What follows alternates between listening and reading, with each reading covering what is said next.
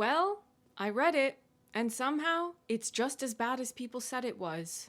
Excuse me, what is your problem? Hello, romance girlies. I'm LadyJenevia, your resident James Cameron's Avatar stan, who has seen Fire and Ash 7 or 8 times at the cinema. It might actually be more than that by the time I get around to posting this video. It's my favorite movie of all time. Yeah, me too.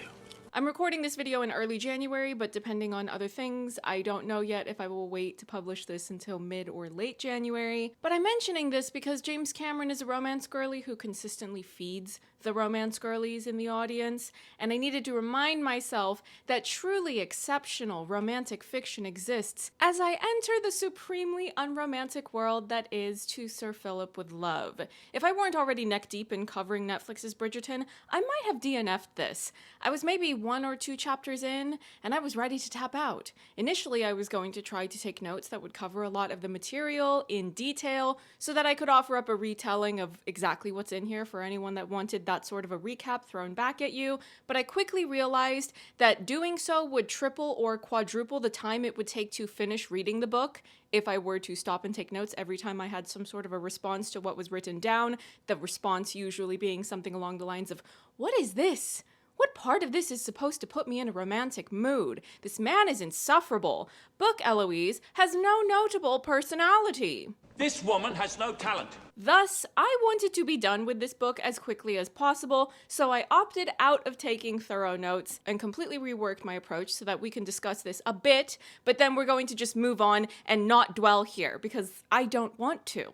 Let me explain. I'm at the point now where I don't have an interest in doing videos lambasting every detail of what's wrong with a work of fiction. It's just not fun for me to work on. Now, that doesn't mean that I'm never critical. There were multiple film reviews I did in 2025 of films that I rated as rotten, or films where my feedback was mixed, so parts of the film I spoke favorably about, and other parts I was critical. For this book, I had repeatedly seen in my comments over the years that I've covered the show that this was singled out as being the least favorite, the worst, the bottom of people's rankings of the A through H Bridgerton books. But even with all of that, I didn't assume that I was going to have as negative of an opinion about the material as others had commented. There are source material books that I've read and done videos on where I might not love what I just read, but it doesn't feel like a chore to explain what the story is. But I think some of my aversion to the material is because of what the intended genre and premise is compared to how it was executed. Broadly speaking, I would put this in a somewhat similar reaction to how it felt to read Verity by Colleen Hoover in order to do a source material video on that, because that was meant to be a thriller, but it was boring. You can't be boring when you're meant to be building tension, suspense, and mystery to your audience. Look, I'm not used to paying attention to super boring, long stuff, okay? With To Sir Phillip with Love, it's meant to be a Regency romance, and yet it was not romantic. It started off so poorly that it was simply never able to recover, and as a result, I found myself bored, uninspired, and not in any sort of romantic mood. When you're fundamentally failing at the broad concept of the genre itself, you're automatically going to land in the lowest tier of my scoring system. Most of you won't know this, but I am keeping my reading logs on Patreon. You've got my full 2025 reading log on there, and we've already started on the 2026 one. I changed my rating system, and this is in the lowest tier, easily. This isn't going to be a video where I give you a detailed explanation of the plot and everything I don't like about it, because pick a page. I don't like it. This is fraud on a global scale. That being said, similar to my experience reading Verity by Colleen Hoover, I would say that even if I don't rate the source material favorably, I'm not assuming that there's no way for me to enjoy an adaptation of that work. There are many changes that could be made that would result in an Eloise Bridgerton season that I would have a nice time watching. At the time of outlining and recording this video, we don't have official confirmation that she will be season 5, but most folks who are following the show somewhat closely are guessing that this will be the case.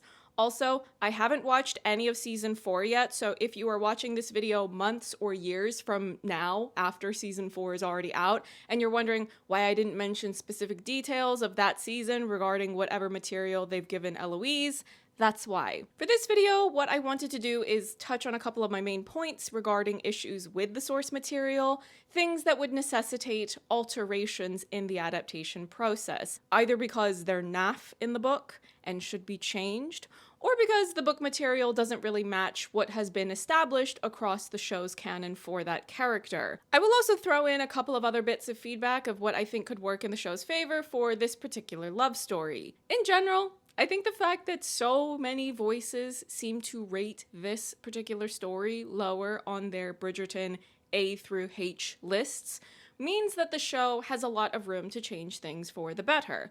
I won't speak for any other viewers of the show, but my personal opinion is that I don't care if they keep any of Eloise's season close to the book. As long as the finished result is something that's enjoyable to watch, I'm not all that concerned about them needing to keep certain details of the source material intact. Do a love story that's fun for us to watch, that's all I'm asking for. There are a few major issues I had with the book. Book Eloise reads as very flat compared to how she is on the show when she has her moments to shine. Claudia is very funny, and I think a fair bit of that characterization is coming from Claudia's comedic abilities. It's not just about the lines she's been given, Daphne, you must make haste. Yelling that line conceptually doesn't necessarily equate to humor. Daphne! You must make haste! Should you think she heard me? Her asking, how does a woman come to be with child, that line doesn't necessarily equate to humor. The bath already? How does a lady come to be with child? But those lines are funny specifically because Claudia makes them so with her line delivery. Book Eloise is not funny. If they don't let Claudia be funny when it's her turn to finally be the main Bridgerton falling in love, that would be an absolute waste of her skills and something that really sets her apart in this large family. And honestly, even if I'm not as invested in Eloise and Philip as a couple, if Eloise gets to be funny, that will automatically improve my opinion of the overall viewing experience. I'll give you an example of what I mean. The Wedding Planner. Do I really care about Mary and Steve becoming a couple in the end? Not really. But that's a wacky movie, it's funny, so I think of it fondly. You castrated him. Reading this book, there's also a disadvantage in the sense that I don't really know Philip. He has appeared on the show, but only briefly, and his personality didn't really pop in a way that would make me excited about seeing him as the leading man, but he might be fun to watch once he's given more room to perform and a variety of things to do as a character. The first thing we get from this story in the book is the death of Marina. Her backstory has similarities and differences to what we saw of the character on the show. She was originally supposed to marry Philip's older brother, but he passed away, so Philip stepped up to marry her instead. However, on the show, the twins were fathered by her now deceased betrothed, whereas in the book, Philip is the father of the twins, biologically and in every other way. If I summarize the other bits of information we learn about Marina throughout the book, she is a distant cousin of Eloise, and Eloise remembers her in such a way that we can assume that she was already predisposed to some sort of depression or broader mental illnesses. I'm not going to diagnose her. She is a fictional character, and at best, all you can really do is guess based on context clues for the sake of making the information make sense in terms that a modern audience would understand. We might guess that she felt the loss of her betrothed, though that's not something that they give all that much attention to in the book because we're never in her direct point of view. We saw this to be the case on the show, though, for the character. In the book, we might also guess that she had a severe case of postpartum, based on how Philip describes her. He is not all that understanding of this, though it would be period accurate because he wouldn't know of that term or condition. That being said, this is part of the reason why Philip is an unappealing romantic lead to read about from a 21st century perspective. The Bridgerton love stories are supposed to be a fantasy where you can get swept up in the connection between the two characters that are the central focus of that love story, whomever they might be, depending on which season or which book you're in. I do not find a male romantic lead to be appealing when he is oblivious to the postpartum plight of his wife before and after she has passed away. He's also an emotionally stunted character and unable to effectively parent his children. He's got his own traumas, which I will explain in a bit if you will allow me to get there. And a major motivating factor behind his decision to pursue a second wife is because he wants a woman to be a decent mother to his children in a way that is opposite to his deceased wife, Marina. The very notion of getting an Eloise Bridgerton season in which she might be chosen by a man who simply wants to find a mother for his children, it's repulsive, and it's not the romantic fantasy that Bridgerton viewers want to be swept up in. Marina walks off one sunny day in the book, and Philip follows her to the lake, where she jumps in, he fishes her out, and she is not happy about being pulled out. But she catches ill from being in the lake and passes away shortly thereafter. Eloise had written to Philip to send her condolences regarding Marina. He writes back, and the correspondence continues for a year until one day he proposes to her in a letter. He suggests that Eloise may come and visit him so they can meet in person for the first time. Yes, he proposed without having met her even one time. Why on earth would you pick me to be your princess? And he will call an aunt or some other female relative of his to come over and be a chaperone so that everything may be done appropriately. A couple of important details I think you should know, if you don't already, because you haven't read this book. Eloise sneaks off to go to his place in the countryside without writing to him first, so when she arrives, there is no official chaperone present. It's the two of them, the twins, who are 8 years old, and the household staff, whom I suppose don't qualify as being able to act as chaperones. See, this is posh English nonsense, but anyway. Our friendship is built on our mutual distrust of England. Eloise did not outright tell any of her family or friends that she would be leaving or where she was going. She did leave a note for them, but they didn't find that. It's assumed to have gotten lost in the shuffle of Bridgerton invitations, papers, and whatnot. More on that in a bit. Just bear with me. Philip did not tell her in any of his letters that he has 2 children. So she doesn't find out about them until she arrives and there's no chaperone. And when they meet, it's so awkward and it put me off, even though I was already put off by the Marina death and their weird correspondence. By the way, the book's timeline is presented in a weird way. They rushed through them having this written correspondence. It was a year, and yet the way it was written, it felt to me like they had just met without any chemistry, because there's nothing compelling about the way those letters are written, the ones that are written out for us to read. So why exactly am I supposed to root for these two? An emotionally stunted botanist who is bad at parenting his children wants to find a replacement mother for them, and he's supposed to be Eloise's happily ever after. You must be joking. Surely not. The first time they meet, he's taken aback by how much more attractive she is than he imagined her to be. He thought that a 28-year-old spinster was merely going to be a practical option. He's 30, by the way, with the emotional intelligence of an 11-year-old, and I was so put off by how catastrophic of an opening this was to their so-called love story that I was hoping and waiting for them to somehow win me over, and yet they never did. You're seriously just making it worse. And I want to go home. You can't. Now, we have no idea yet how similar or dissimilar Eloise's season will be to the book, but one point I want to draw attention to is that if the actors have chemistry, that can already go a long way to win over myself and the numerous other viewers who are interested in seeing more romantic fiction being greenlit and done to a high standard. We have not seen Eloise and Philip interact on the show. If they can give us a few well-executed yearning looks, if she says something funny and he's charmed by that, the way that we as the audience are charmed by Eloise every time she says something funny, we're probably going to like him more as a result. A man who is charmed by a funny woman, that's a good start. The way that the book was not.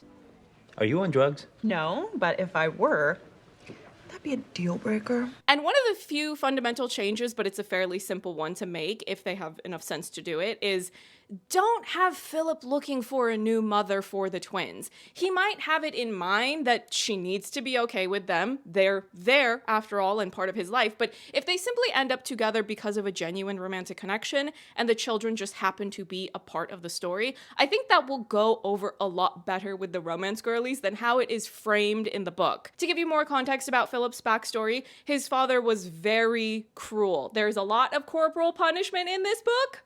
far more than I would want to encounter in a so-called romance story. Philip's father was so extreme that when Philip was a young boy, he didn't make a jump on his horse, so he was punished by his father using the horsewhip he had handy, and now there are scars on Philip's back. The topic of corporal punishment comes up so much. There's a point where Philip himself does it to his children, not with a horsewhip. They don't give you a detailed explanation of what he's doing when he leaves the room with the twins, but they do explicitly confirm that he engaged in corporal punishment. If I didn't need to finish this book so that I could update you, the Bridgerton viewers who follow my running commentary on the show, on the fact that I have now read it, and here are some of my general thoughts, I absolutely would have DNF'd this.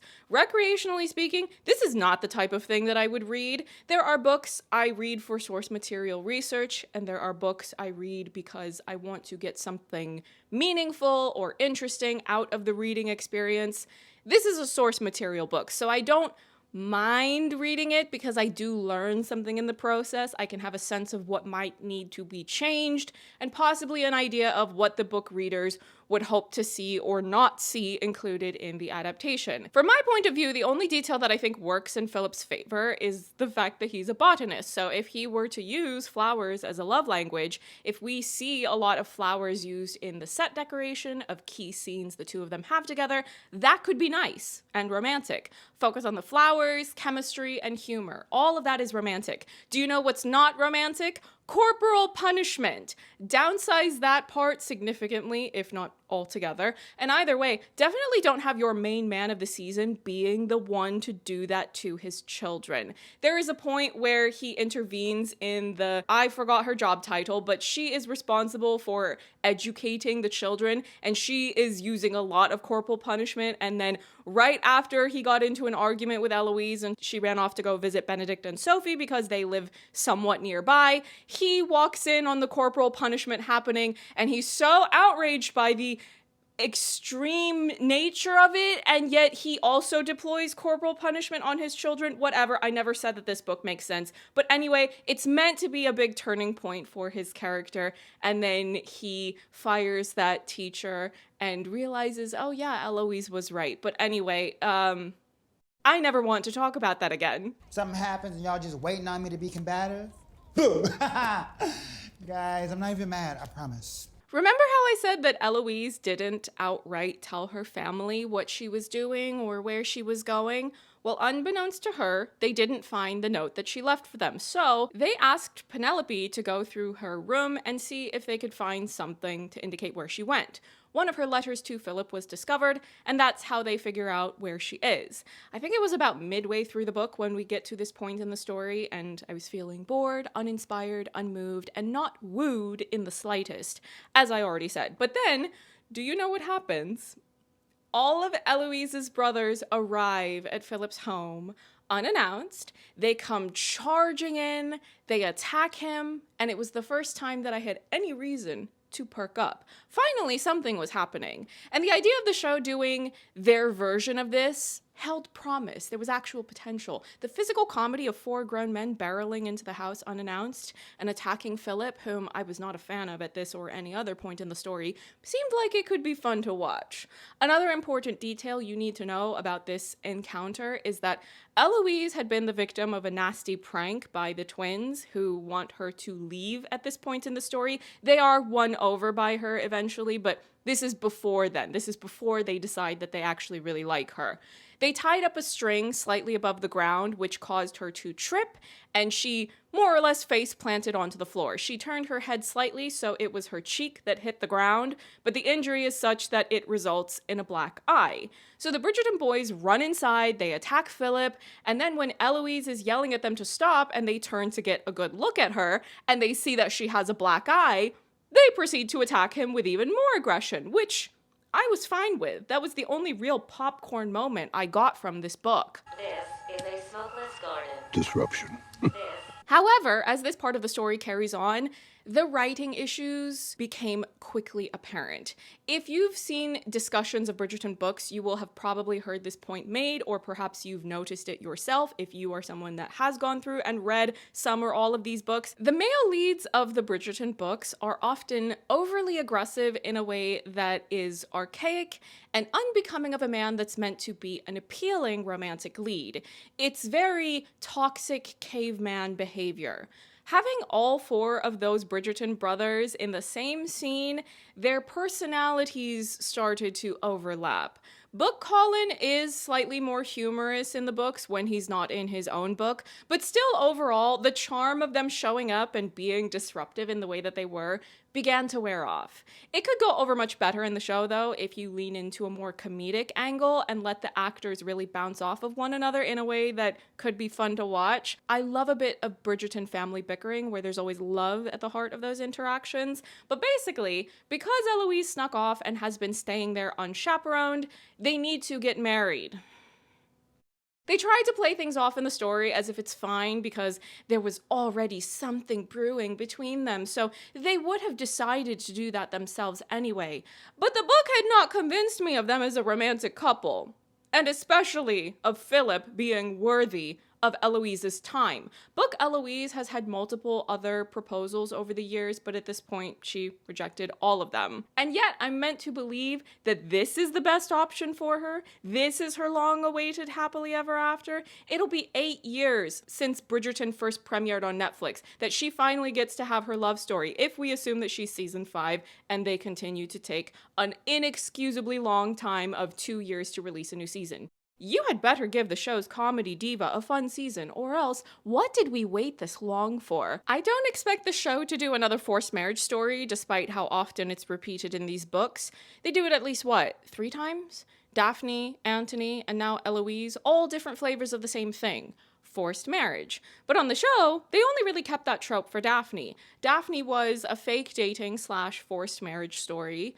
Anthony was enemies to lovers, Colin was friends to lovers, and now Benedict is going to be an upstairs-downstairs Cinderella story. Eloise and Philip have a correspondence of a year that felt like a couple of weeks, the way that it was poorly written in the book. And then it's only 2 weeks from the time that she arrives at his home before they're married, and I'm supposed to believe they're in love when the book is all tell, no show, no chemistry, and nothing appealing to win me over. I wanted to give you an example of what I mean when I say this book is all tell, no show for its so-called romance. So we are going to skip ahead to chapter 13. This is after they've decided / been forced to marry.